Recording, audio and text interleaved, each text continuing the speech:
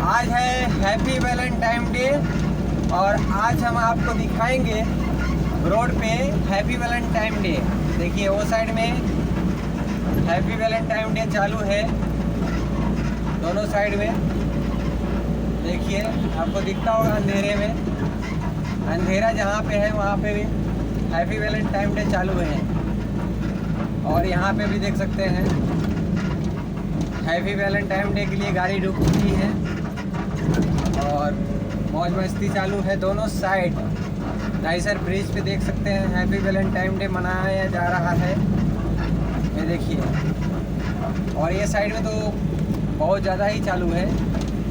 Happy Valentine day आज मनाया जा रहा है, रोड पे ही हैप्पी वैलेंटाइन डे मनाया जा रहा है।